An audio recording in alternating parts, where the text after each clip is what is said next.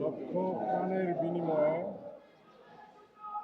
একটি গৌরবময় মুক্তিযুদ্ধের মাধ্যমে বাংলাদেশ প্রতিষ্ঠিত হয়েছে। শহীদ প্রেসিডেন্ট জিয়াউর রহমানের স্বাধীনতার ঘোষণার মাধ্যমে যেই মুক্তিযুদ্ধ শুরু হয়েছিল, 9 মাস পরে আমরা তার বিজয় দেখেছি, সফলতা দেখেছি।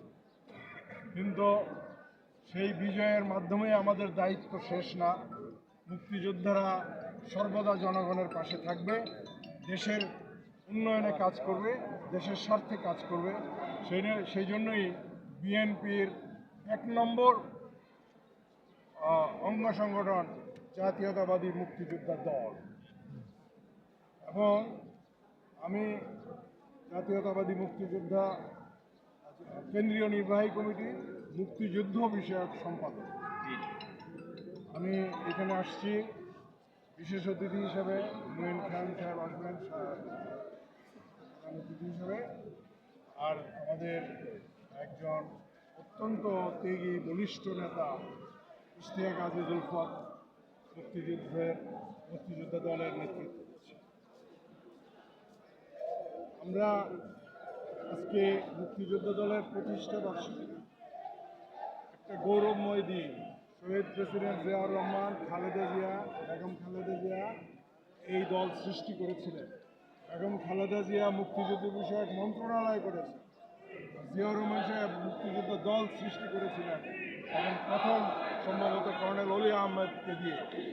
সুতরাং এটার ইতিহাস অনেক গৌরবময়, এবং মুক্তিযোদ্ধা দল এই আদর্শ সমুন্নত রাখবে, এই গৌরব সমুন্নত রাখবে, এবং মুক্তিযুদ্ধের চেতনার আলোকে বাংলাদেশ যেন পরিচালিত হয়, বাংলাদেশ যেন সেই ধারায় চলে, সেইটার ব্যাপারে আমরা সর্বদা কাজ করব।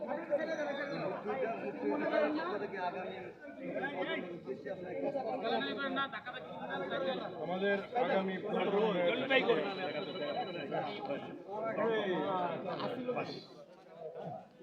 আরে আপনারা ঢুকতেছেন কেন ভাই? হেরা ঢুকতেছেন, ঢুকতে দেন। আপনারা ঢোকেন কেন?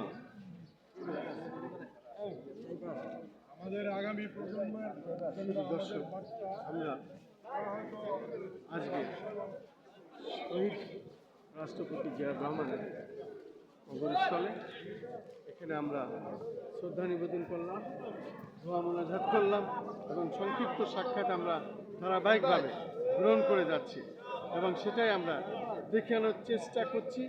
যেহেতু ধারাবাহিকভাবে বিভিন্ন সংগঠনের নেতৃবৃন্দ এখানে আসছেন, তাদের পর্যায়ক্রমে আমরা সাক্ষাৎ গ্রহণ করছি।